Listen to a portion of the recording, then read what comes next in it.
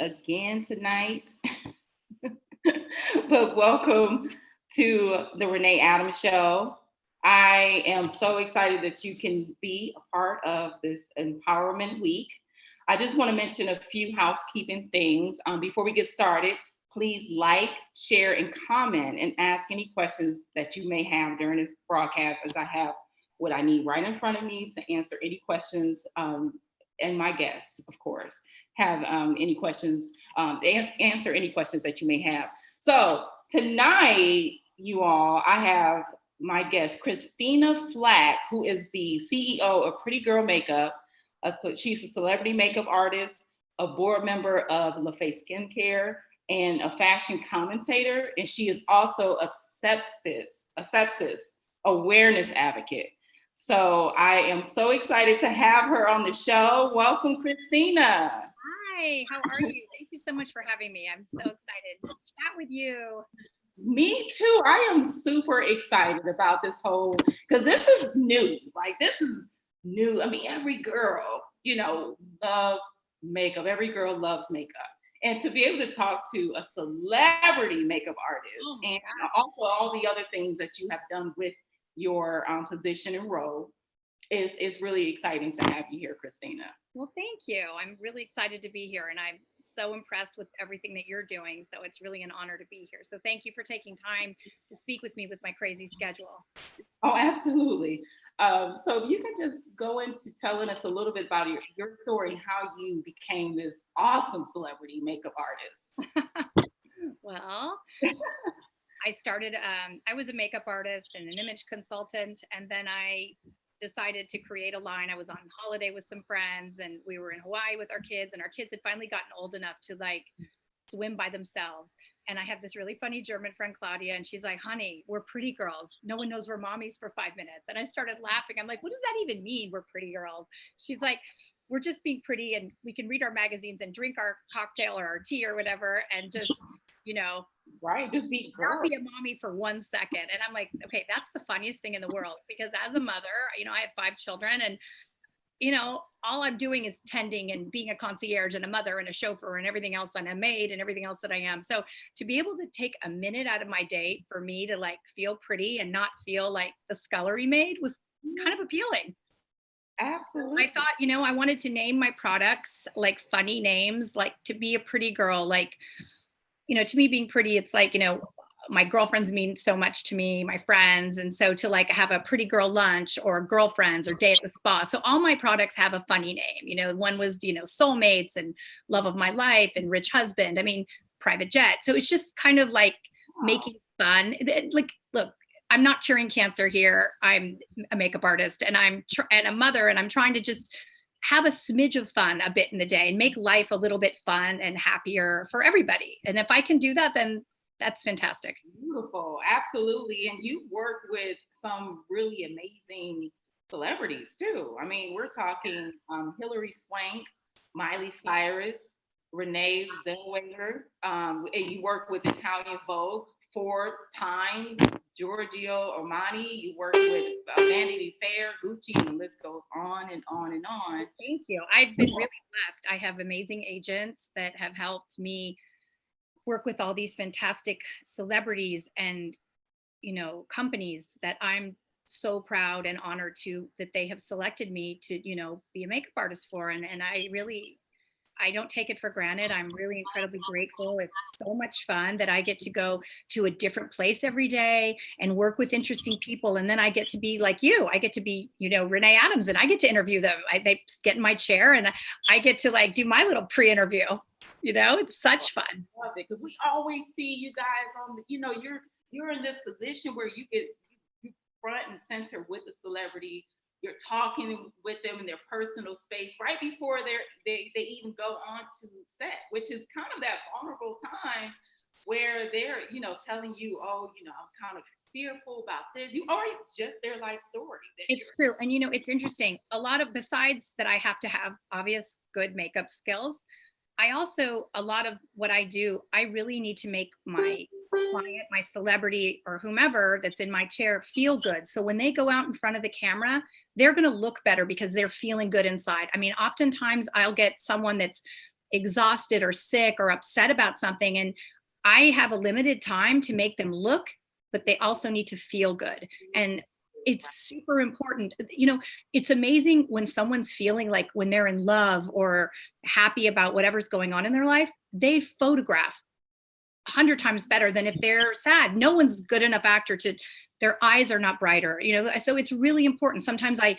use aromatherapy oil, I'll massage their hands, I'll just try and, tell them something silly, or sometimes I have to be really, they need some celebrity, people, celebrities, whomever want quiet. So I have to also be very intuitive and to read them and figure out, okay, this one just doesn't want to talk. Right. Or they want to talk or they want me to talk. I have to figure it out. And I really have like 5 seconds to figure out how I'm going to handle them in the situation. Okay. So it's a lot of kind of. Yeah. Just give them their space, as you said. Absolutely. Some people really just want quiet. So I have to just zip it. So you always wanted to be a makeup artist, right? No, I didn't. I actually played tennis. I played tennis as a junior. I went to college. I turned pro for half of a second. And, that was what I thought I was going to do. And then, I became a mother, and then I started, and I don't even know how I became a makeup artist, but it did. I don't know how I got an agent. I don't know how any of this happened, but it just did, and I'm so glad it did, because I've had the most incredible, extraordinary fun and experiences since I've done this. While you were having all this fun, Christina, when was it at what point was it that you started to work with celebrities and you were like, wow, like, am I really about to do such and such? I got signed with Ford. Those were my first agents. And so my first job was with Visa. I did the, Visa commercial. And then I remember being in a magazine for the first time, and I just thought, oh my God, this is unbelievable that, my product was in a magazine or something that I participated in. I was part of a team that worked on something that's, either on TV or in a magazine. Like it's still a huge thrill to me. I just did this benefit commercial that went worldwide in January. And I'm so incredibly proud of that, because to work with these people, it takes, unless you've worked on one of these projects, you have no idea how many people are working on this. I mean, there could be 30 people working on a 30-second commercial. And it's so much fun to be able to be part of the process of, a model comes in and I work on her, and then the lighting, and then the cameras and the sound, and, the cater, everyone that participates, and it's, the stylists, are incredibly important. Everyone's so important. There's no one more important than anyone else. Everyone is a key factor in the whole process. Mm-hmm. And so where would you say that where does your passion come from when you're going to work every day? Because I understand that, you are in the midst of celebrities, but where does the passion come from to want to create in that kind of way? Because that's kind of a, creative a juice that comes from someone. I think it's just in me. I think I love making things look like the best version of themselves. I like making people feel good. I love meeting new people. It's always so much fun, and to meet people in a different way that a lot of people wouldn't expect to. I mean, for example, I had Ted Cruz in my chair while he was running for president, and that wasn't really someone that I expected to bond with at all or have anything in common with. And it actually surprised me. He was really sweet and really calm. He was very nice. I worked with Bobby Flay, who was incredible, and he made me tea. And he was so funny. He knew who my husband was. My husband was a professional tennis player, Ken Flach.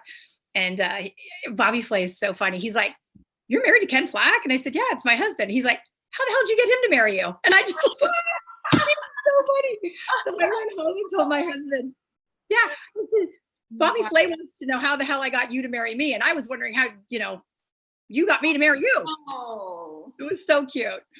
So anyway, I love that. Oh my goodness. It's just fun. And speaking of your husband, let's talk about that. About your husband, what he did, and just going into, the story about you and him a little bit. Okay. My husband was Ken Flach. He was a professional tennis player in the 80s and 90s. He and his doubles partner, Robert Seguso, were #1 in the world. They won a gold medal in Seoul in '88. They won numerous Wimbledons, US Open. They were in the Davis Cup team. They were amazing. They had an amazing career. And Ken and I, funny enough, became friends. I had a crush on him when I was in high school. I had a poster of him over my bed, and we became friends on Facebook. Funny enough, we had mutual friends, and he wrote me letters for a year and a half. We were pen pals, and then we never. I would always say to him, "What, I'm much funnier if you called me." But he, no, it's good. We're good. We're writing letters. I'm like, okay. So he lived in St. Louis. I was in San Francisco, and I was going to go to a party in Nashville for my daughter's godfather. And I said to Ken, I'm like, hey, I'm going to this party. Would you like to join me? But you're going to have to talk to me. So I don't know if you can handle it. And he's like, okay, I'm going to call you tomorrow. So the next day he called me, and we were on the phone for like 5 hours. And like, we just really bonded because we had written each other so many letters for a year and a half. It was like we were old friends. It was so easy to chat. And then like 2 weeks later, we were supposed to go to he called me the next day and said, hey, do you want to, I miss you. I know that sounds weird because I don't know you, but I know you. And do you think I could come see you before that party in Nashville? And I said, yes, absolutely. Just fly out. So I said, you know what? One of my clients and really good friends is Tyler Florence. Tyler and Tolan Florence are good friends. He's a celebrity chef. We were doing a book, a recipe book, a cookbook. Oh my gosh, a cookbook. And so I said, we're going to do this really cool photo shoot. You should come. It'd be great. So he didn't come to that. But then the next week, my friend Kari Hagar, her husband Sammy Hagar, was going to do a friends and family like concert in Mill Valley where we live. And I said, come to that. It'll be fun. I'm trying to think of something like light and breezy. Mm-hmm. He didn't come to that. So anyway, at that point, my friends are like, this dude's not into you at all. Like, and I said, no, he's so into me. You have no idea. I know he's into me. Right. So anyway, he gone too far. And I said, he said, I know I've blown it with you. Will you please come to St. Louis for your birthday and Valentine's Day? And then we will go to this party. And I swear to God, I'm not going to be a weirdo. And I said, I'm going to go on a run with my best friend, and I'm going to call you back in a while because I don't want to reward your bad behavior. You've kind of been a jerk. So anyway, I ended up going to St. Louis, and long story short, we were married in 6 weeks. So. Wow. And it's because you were at a young age in tennis already. So it's right. Like, wow, like this is my husband now? I know, I married my crush. Oh, wow. So, yes, I did. I married my crush. So that was super cute. So anyway, Ken and I were married for 8 years. Ken had 5 children and I had 5 children. So we had all these kids. Ken started, he moved out to California. He started 3 barbecue restaurants called Best Little Pork House. And it was great. And Ken played golf all the time. He loved it. That was his passion. And unfortunately, Ken got bronchitis and it turned to pneumonia. And so we called the doctors at Kaiser. You have to call these advice nurses. And so Kaiser was our medical insurance and our doctors. So we called on a Wednesday and he said, I've never felt worse. I was on the phone with him. He just felt like he had glass in his chest. He, had mucus in his nose and everywhere. It was terrible. Fever, felt achy, just felt horrible. And the doctor at Kaiser did not give him an antibiotic. They gave him a cough medicine with codeine, which suppresses the breathing, which makes the infection grow more. And they gave him an inhaler and no antibiotic. So that is a recipe for disaster. So the next day, which he should have been a lot better, he was spitting up blood. I got him into the car. I rushed him to the emergency. They still hadn't given him an antibiotic for like 3.5 hours. So literally everything that could go wrong went wrong. He's spitting up blood. He was on life support in 2 hours and he became septic. Ken and I had no idea what sepsis was at that time. And I never could have thought anything could kill my husband except maybe me. But he unfortunately was on life support and never regained consciousness. And actually another thing the doctors told me was they were going to intubate him, which to me, I thought that was just kind of like put him under to like clear out his lungs. That's what they told me. I didn't realize it was life support. And I didn't ever imagine in 1,000 years that would be the last time that my husband would speak to me. And that's So when you became an advocate. yes. So now since, that was on a Thursday, we went to the doctor, and by Monday it went so fast. So sepsis is something that you cannot mess around or wait with. You need to immediately get a blood test and go to the doctor. And if you do that, you can get on the proper antibiotic, the right protocol, and be saved. And unfortunately, Kaiser failed my husband miserably. Oh my gosh, that is so sad. So by Monday, I took him off life support. His arms and legs turned black. He, was on a million tubes and everything to keep him alive. He was on this ECMO machine that basically pumps the blood for you. And I brought a specialist in, and I said, well, what will happen with the discoloration on his arms and legs? And they said, well, if he survives, he's going to need to amputate the arms and legs. And then I thought, hell no. If my husband can't hit a golf ball or drink a beer, like that's it. I would never do that to him, So it was pretty awful, I have to say. So after he passed, it's like been talk about it right now. I mean, to have all of this, strength to talk about it. I mean, I'm pretty sure that that's hard. It is hard, and right, I break down a lot, but I'm but focused right now. It's just a part of this whole journey of yours. Yes. It made you become passionate about speaking. Oh, for sure. I never, I'm a makeup artist for a reason. I don't want to be an actress. I don't want to be in front of the camera. I like being behind the camera. But, I also feel that being who I was married to, it's kind of my responsibility. And I can't just not use his name. You can't just use it for tickets to get into an event when things are great. You need to use someone's celebrity and people and his following to help others. And I think it's really important for me, and it makes me feel better to help someone.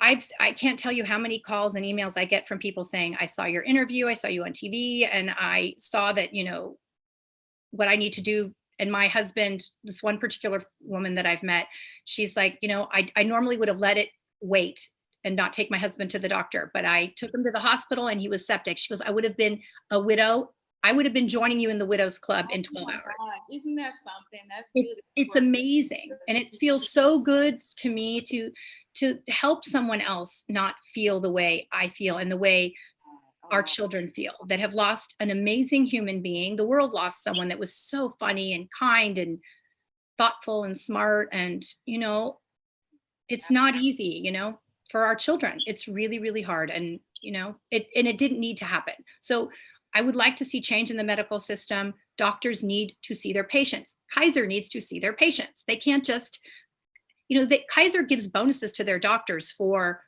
not seeing patients and treating them over the phone. I want that to end. It's ridiculous. Yeah. You don't know how someone is by on the phone. I can fake my voice and sound like, oh, I'm great. I'm not great. I'm pretty sure a lot of people can agree with you on that. So a doctor needs to do it the old fashioned way, see and touch their patient, touch their forehead, see what's really going on. Because, unfortunately, this is what happens. People are going to die if doctors don't see them because they're not going to give them Ken clearly needed an antibiotic. They didn't give it to him. He needed to be seen. So because he wasn't, he's gone. So it's tragic for everyone, The way that this whole, everything is going is towards, the telephone and chat on the computer when you're thinking about health and your life.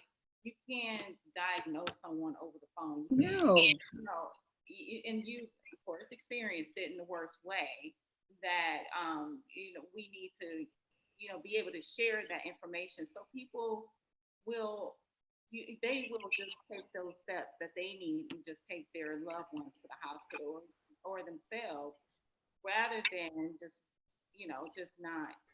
Absolutely. People can go to sepsis.org to see the different symptoms that you might be experiencing, that if it is sepsis, then you'll know. And so it's really important for people to just, it's kind of like, I think the best thing for me to tell people, it would be, how you feel when you're sick, you're normal how you feel. Well, this is it's like childbirth. It's a pain you don't even know exists. So if you're feeling anything out of the ordinary of your normal cold, you absolutely go to your doctor, go to the emergency and request or demand a blood test for sepsis. And if you don't have it, fabulous. But if you do, it's imperative that you get treated with an antibiotic immediately, not like what Kaiser did with my husband. So it's super important. And there aren't tomorrow. You can't, everyone always goes, oh, I'll wait till tomorrow. I know I'll feel better. There aren't tomorrows with sepsis. Believe me, there's not a tomorrow. It's today or never. So I really hope that if people hear me, that they can at least start a dialogue with their family and friends. Like, hey, are you aware of sepsis? And yeah, because I didn't even know what that was, right? Right. You're sharing some information that people don't know what it is, but at least they can, if they have these symptoms, they know to go get it checked out. Right. And another thing, like I started at this school called Northern Light School in Oakland, California. My son, I have twins, boys, Bo and Ben. And Bo, unfortunately, sadly, tragically passed away on Christmas 14 years ago. On Christmas Day, he's 4.5 months old. So it's so weird how people are with death, and especially with children, they don't want to talk about it and they kind of want to forget it, but I don't want to forget my baby. So I started a foundation at the Northern Light School, an educational foundation in his honor. And my son, his twin, Ben, Vita Blue puts on a celebrity golf tournament every year. We use it to raise money for these kids that would normally not be able to attend private school, but our success rate is 98% for them to go on to college, which is incredibly high, even for a very wealthy community.